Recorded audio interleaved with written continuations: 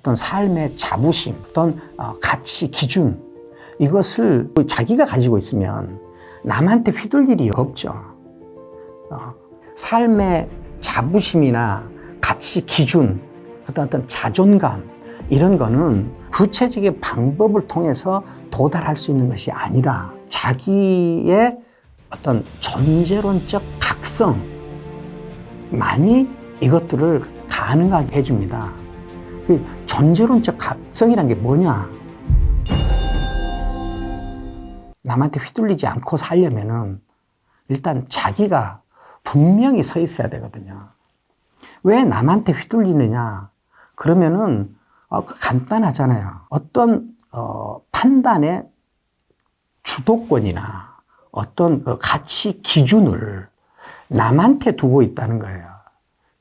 자기한테 두고 있지 않거든요.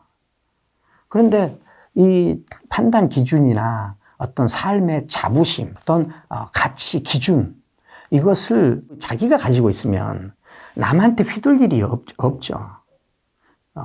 이건 그런데 삶의 자부심이나 가치 기준, 어떤 자존감, 이런 거는 어떤 기능적으로 배워지는 것이 아니고 구체적인 방법을 통해서 도달할 수 있는 것이 아니라 자기의 어떤 존재론적 각성만이 이것들을 가능하게 해줍니다. 그 존재론적 각성이란 게 뭐냐? 그건 내가 누구인지를 자기가 알아야 돼요. 우리들은 다 나를 가지고 있잖아요. 나. 헤르만 헤세가 이렇게 말합니다. 무엇을 가지고 있는 것과 무엇을 알려고 하는 것 사이에는 큰 차이가 있지. 알려고 하는 희미한 불꽃이 시작될 때 그는 비로소 인간이 되지. 이런 말을 해요. 지금 인간의 원래 모습은 타인에 의해서 내가 휘둘리는 게 아니죠. 인간의 원래 모습은 내가 나로 확장되어 가는 거예요. 내가 나로 성장해 가는 거거든요. 이게 인간의 원래 모습이잖아요. 그러면 인간의 원래 모습이 왜 자기한테 갖춰지지 않느냐? 그거는 헤르만 헤세의 얘기를 빌려서 말한다면 나는 나를 소유하고만 있지 나를 알려고 해본 적이 없기 때문에 그래요. 나를 궁금해하지 않아요.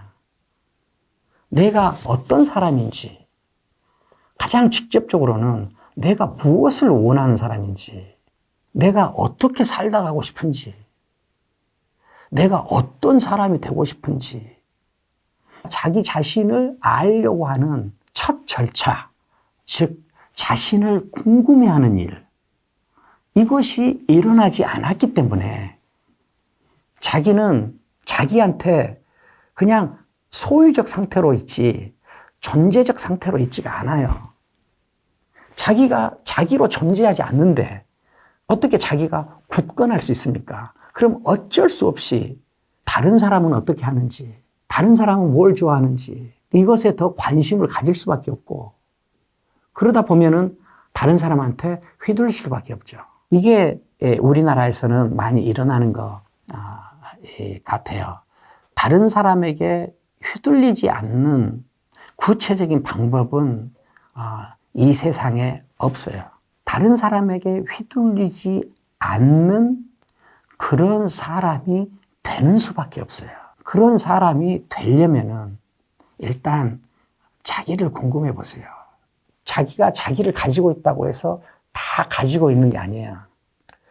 자기가 자기를 설명할 수 있는 자기만 자기예요. 자기가 무엇을 원하는지가 자기한테 설명돼야 돼요.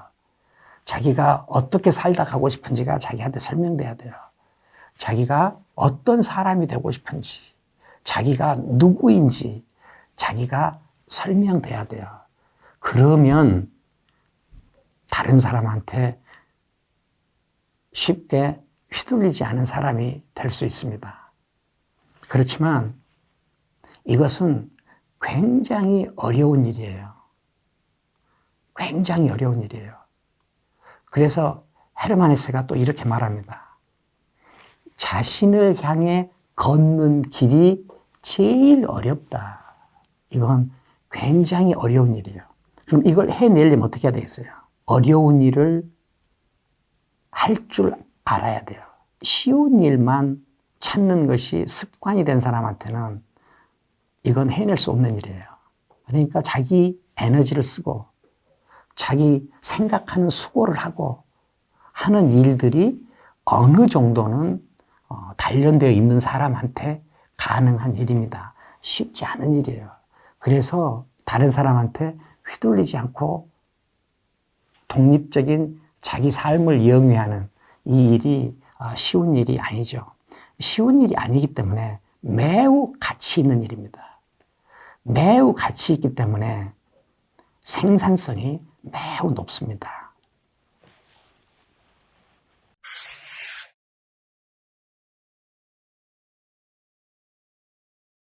인정받고 싶은 욕망은 저는 있어야 된다고 봐요.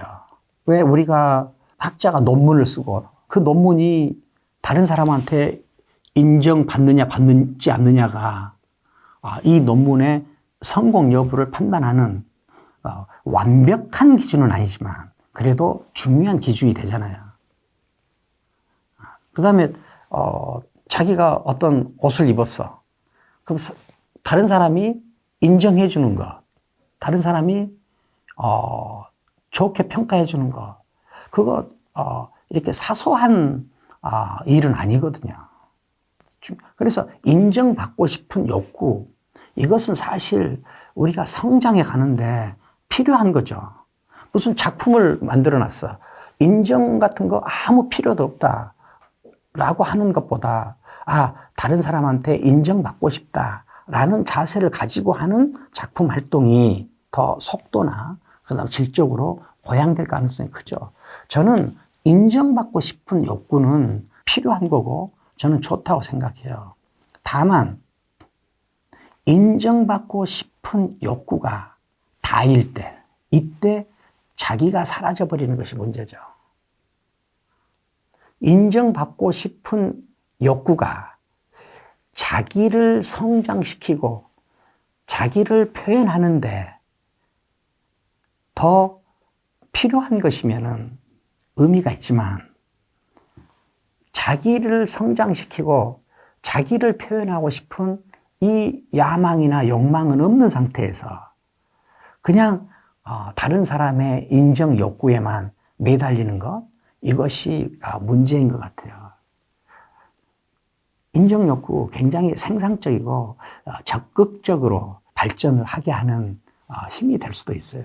다만 자기가 자기 주인 상태에 있느냐 아니면은 자기 주인 자리를 오히려 타인이나 다른 것이 차지하고 있느냐, 여기에서 크게 달라지는 것 같아요.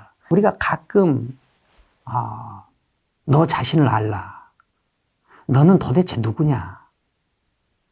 너는 무엇을 원하는 사람이냐?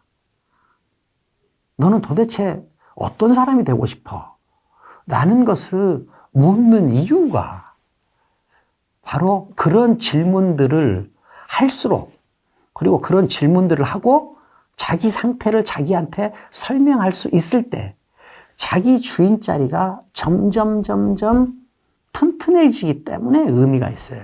이런 질문들을 통해서 자기 자리가 튼튼해지면은 인정 욕구가 자기한테 차지하는 비율도 그렇게 크지 않고, 그 다음에 그 인정 욕구가 오히려 자기를 성장시키는데 도움을 줄 수 있다라고 봅니다. 조급함도 마찬가지죠. 저는 조급함이 생산적인 조급함이 있고 비생산적인 조급함이 있다고 봐요. 우리가 무엇을 하는데 무엇을 조금 조급한 마음이 있어야 조금 더 잘하고 조금 더 적극적이고 그 다음에 덜 게을러지지 않을 거 아니겠어요. 그런데 이런 자기 안에 자기 야망을 발휘하는데 자기 꿈을 실현하고 싶은데 조급함이면은 어느 정도 생산적이지만 이런 야망과 꿈이 없이 그냥 조급하기만 하는 거 있잖아요. 사소한 일에 조급해하는 거. 큰 목적보다는 작은 목표에 조급하는 거. 이건 다 자기가 자기로 우뚝 서 있지 않기 때문에 일어나는 일이거든요. 자기가 자기로 우뚝 서 있는 사람의 이 조급함은 그 사람의 이 성장에 가속도를 붙게 한달지. 그렇지 않겠어요? 그런데 그런 것이 없는 상태에서 이 조급함은 그냥 그 불안함의 한 표현이 아닐까.